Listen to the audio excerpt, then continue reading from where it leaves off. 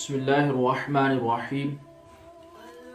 कुरान मजीद बुरहान रशीद में अल्लाह तबारक व तआला ने इरशाद फरमाया व अंज़िर अशीरतकल अक़रबीन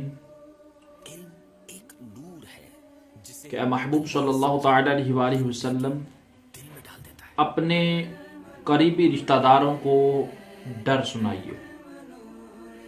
फजमा कौमहु सुम्मा अम्मा व खस्सा बिक़ौलिही ला अग़नी अन्कुम मिनल्लाहि शैअन हत्ता क़ाल या फ़ातिमत बिन्त मुहम्मद ला अग़नी अन्की मिनल्लाहि शैअन औ कमा क़ाल रसूलुल्लाह सल्लल्लाहु तआला अलैहि वसल्लम। जब ये आयत नाजिल हुई तो हुज़ूर नबी करीम सल्लल्लाहु तआला अलैहि वसल्लम ने अपने रिश्तेदारों को, कबीले वालों को फरमाया कि मैं तुम्हें अल्लाह से किसी भी मामले में बचा नहीं सकता। और यही बात अपनी बेटी फातिमा ज़हरा रज़ियल्लाहु ताला अन्हा से फरमाई कि मैं तुम्हें अल्लाह से नहीं बचा सकता। अब हदीस पाक का ज़ाहरी तौर पर देखा जाए और जो आज बाज़ बंदे मतलब भी लेते हैं कि भाई इस हदीस से पता चल गया कि हुजूर शफाअत नहीं कर सकते, रसूलुल्लाह सल्लल्लाहु तआला अलैहि वसल्लम किसी चीज़ के मालिक नहीं हैं।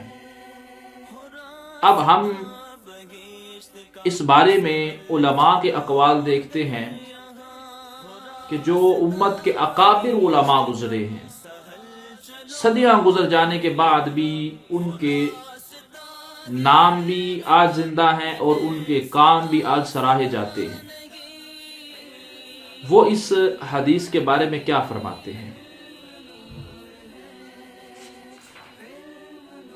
इब्न हजर मक्की हैतमी रहमहुल्लाह शवाइकुल महरका में फरमाते हैं क़ाल अल मुहिब अत-तबरी व गैरुहु मिनल उलमाई अन्नहु सल्लल्लाहु तआला अलैहि वसल्लम ला यमलिकु लि अहदिन शैअन वला नफ़अ वला दररा लाकिन अज़्ज़ व जल्ल युमलिकुहु नफ़अ अक़ारिबिही बल व जमीअ उम्मतिही बिशफ़ाअतिल आम्मति वल ख़ासति फ़हुव ला यमलिकु इल्ला मा युमलिकुहु लहु मौलाहु।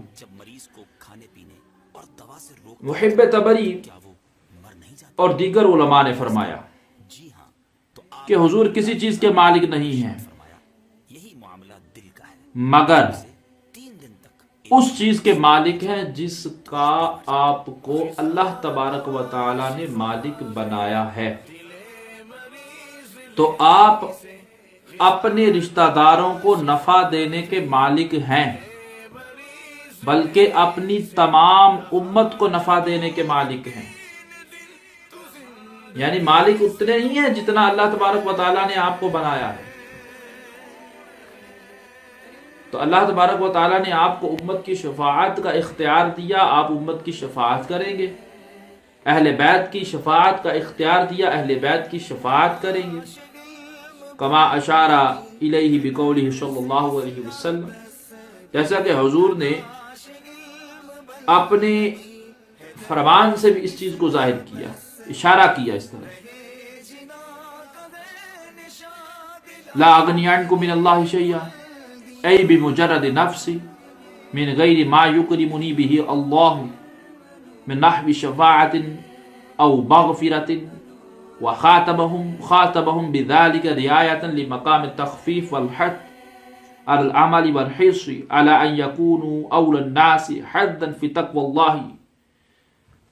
ये खुलासतन जो मैं अर्ज करता हूँ कि इब्न हजर फरमाते हैं कि हुजूर ने ये जो फरमाया कि मैं किसी चीज का मालिक नहीं हूँ, इसका मतलब क्या है? इसका मतलब ये है कि मैं उतने ही का मालिक हूँ जितना अल्लाह ने मुझे मालिक बनाया। अल्लाह तबारक व तआला की अता के बगैर मैं मालिक नहीं हूँ। तो बात वही हाल हो गई। तो आज बाज लोग कहते हैं जनाब जाती अताई का आज का गढ़ा हुआ मसला है, ऐसी बात नहीं है। ये उलमा का, ये उम्मत मुस्लिमा का मुत्तफिका जो है वो नजरिया है और हमारा भी यही नजरिया है کہ اللہ تبارک و تعالیٰ نے جو اپنے محبوب کو دیا ہے حضور اسی سے سب کچھ کر سکتے ہیں. اور یہی حضور کے فرمان کا مطلب ہے لا اغنی عنکم من اللہ شیئا، کہ میں کسی چیز کا مالک نہیں ہوں. مطلب یہ ہے کہ میں اپنی طرف سے کسی چیز کا مالک نہیں ہوں. جو کچھ ہے رب کی عطا سے ہے، اور اللہ نے دیا کتنا ہے یہ ہم گن نہیں سکتے. انا اعطیناک الکوثر، ساری کثرت باتیں یہ ہیں، اتنا رب نے دیا ہے. تو یہ ابن حجر جو ہے اس کے بارے میں، اور آگے جا کے کیا فرماتے ہیں، لا ينافي هذه الاحاديث ما في صحيحين وغيرهما. اور نیچے جا کر فرماتا ہے اما لان هذه الروايه محموله على من مات كافرا او انها قبل علمه بانه يشفع عموما او خصوصا. فرماتے ہیں کہ یہاں تو اس کا مطلب یہ ہے کہ میں تمہیں کسی چیز سے نہیں بچا سکتا، اس سے مراد وہ ہے جس کا ایمان پر خاتمہ نہ ہوا ہو. کہ ایمان پر خاتمہ نہ ہوا، کافر مرا ہے تو حضور اس کو اس کی شفاعت نہیں کریں گے. یا یہ جو حضور کا فرمانا تھا یہ آپ کے علم سے پہلے تھا، کیونکہ بالکل ابتدائے اسلام میں اعلان نبوت میں جب آپ نے کیا تو کچھ ہی عرصہ بعد اس کے یہ بیان کیا. حالانکہ آپ کا علم، آپ کے درجات، آپ کو جو رفعتیں بلندیاں رب تعالیٰ کی طرف سے ملی وہ تدریجاً مقامات کے جو ہے وہ جس طرح قرآن نازل ہوتا گیا ایسے آپ کے علم میں اضافہ ہوتا گیا. تو فرمایا یہ آپ کو اس چیز کا علم دینے سے پہلے تھا کہ آپ شفاعت کریں گے، یہ آپ نے فرمایا تھا.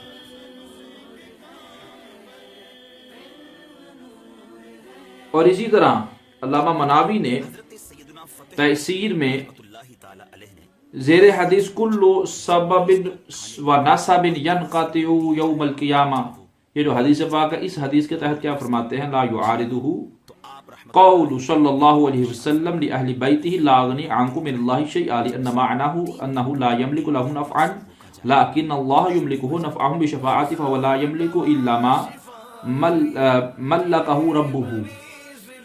فرماتے ہیں یہ تو حدیثوں کا تکرار ہو گیا. بظاہر طور پر دیکھا جائے ایک حدیث میں فرمایا میں مالک نہیں ہوں، دوسرے میں فرمایا کل نصب و سبب ینقطع یوم القیامہ الا نصبی و سببی. ایک حدیث پاک میں نصبی و سہاری ہے کہ سارے رشتے ٹوٹ جائیں گے لیکن میرا رشتہ قائم رہے گا قیامت کے دن. فرمایا یہ معارض نہیں ہے، یہ ٹکرار نہیں رہے، بلکہ وہاں جو نفی کی گئی ہے کہ میں مالک نہیں ہوں اس کا مطلب یہ ہے کہ میں ذاتی طور پر مالک نہیں ہوں. یہ علامہ مناوی نے بھی لکھا ہے تفسیر شرح جامع صغیر میں، انہوں نے اس بات کو نقل کیا. اور اس کے علاوہ اگر حدیثوں کی طرف ہم آئیں کہ اہل بیت اطہار کو حضور نبی کریم صلی اللہ تعالی علیہ وآلہ وسلم کی شفاعت پہنچے گی نہیں بلکہ پہنچ چکی ہے، اس کا فیصلہ ہو چکا ہے. اور وہ کیسے؟ حدیث پاک میں حضور نبی کریم علیہ السلام نے فرمایا، ابن عساکر نے اس حدیث کو لکھا ہے حضرت ابن مسعود رضی اللہ تعالیٰ عنہ کی روایت سے، انما سمیت فاطمہ لأن اللہ فاطمہا وذریتہا عن النار یوم القیامہ، کہ بے شک میں نے اس کا نام فاطمہ رکھا ہے اس لیے کہ اللہ تبارک و تعالیٰ نے اس کو اور اس کی اولاد کو قیامت کے دن آگ سے پناہ دے دی ہے، اس لیے فاطمہ رکھا. اور ایک حدیث پاک میں کنز العمال میں یہ حدیث ہے، سألت ربی اللہ يدخل احد لا يدخل احد من اهل بیتی النار فاعطنیها. میں نے اللہ سے سوال کیا، اللہ سے مانگا کہ اللہ میرے اہل بیت میں سے کوئی بھی آگ میں نہ جائے.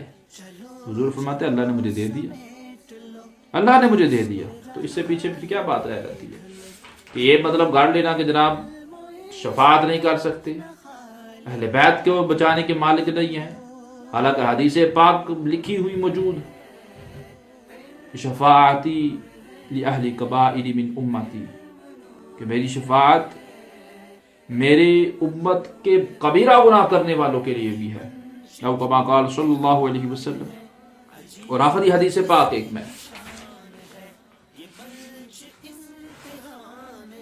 امام طبرانی نے معجم الکبیر میں اس حدیث کو نقل کیا ہے۔ امیر المؤمنین حضرت مولا علی کرم اللہ تعالی وجہ الکریم کی بہن حضرت ام ہانی رضی اللہ تعالی عنہا کی بالیاں نظر آئیں تو حضرت علی رضی اللہ تعالی عنہ نے زجر کرتے ہوئے، ڈانٹتے ہوئے، ڈراتے ہوئے فرمایا ان محمد لا یغنی عنک من اللہ شیئا، کہ قیامت کے دن تمہیں حضور بھی نہیں بچائیں گے اے ام ہانی، اللہ سے تمہیں نہیں بچائیں گے جو تم کام کر رہی ہو، یعنی بے پردگی کر رہی ہو، تمہاری کانوں کی بالیاں نظر آ رہی ہیں، حضور بھی نہیں بچائیں گے۔ اب ام ہانی رضی اللہ تعالیٰ حضرت علی کی بہن تھی، وہ حضور کے پاس چلی گئی، حضور کے پاس چلی گئی اور سارا واقعہ بیان کر دیا، یا رسول اللہ حضرت علی نے مجھے یہ کہا ہے کہ حضور بھی قیامت کے دن نہیں بچائیں گے۔ آگے حضور نے کیا فرمایا، وہی حدیث جو الفاظ وہاں تھے بالکل اس کے برعکس ہیں، تو پتہ چلتا ہے کہ مطلب وہاں کچھ اور تھا، یہاں کچھ اور ہے۔ وہاں ذاتی کی نفی ہے، یہاں عطائی کا بیان ہے۔ وہاں یہ بیان کیا گیا تھا کہ یہاں تو جو کافر ہو کر برے وہ جنت، اس کی شفاعت نہیں کی جائے گی، لیکن یہاں حضور فرماتے ہیں ما بال اقوام یزعمون ان شفاعتی لا تنال اہل بیت وان شفاعتی تنال حاء وحکما۔ فرمایا کہ لوگوں کو کیا ہے لوگوں کو وہ یہ گمان کرتے ہیں، وہ یہ سمجھتے ہیں کہ میری شفاعت میرے گھر والوں تک نہیں پہنچے گی۔ کیا ہو گیا ہے ان لوگوں کو؟ میری شفاعت تو قبیلہ حا اور قبیلہ حکم تک پہنچ چکی ہے، اننا بے شک پہنچ چکی ہے، ان تک جب پہنچ چکی ہے تو گھر والوں تک کیسے نہیں پہنچے گی؟ تو پتہ چلا کہ احادیث کا غلط مطلب بیان کرنا یہ کوئی اچھی بات نہیں ہے، اور اس کا وہ تو جو سزا ملے گی وہ تو قیامت کے دن پتہ چلے گا کہ حضور نبی کریم علیہ السلام کی احادیث کے اندر معنوی تحریف کی جاتی ہے، مطلب بدل دیا جاتا ہے لوگوں کو گمراہ کرنے کے لیے۔ تو حضور کی شفاعت اہل بیت کو بھی پہنچے گی، مومنین کو بھی پہنچے گی، کبیرہ گناہ کرنے والوں کو بھی پہنچے گی۔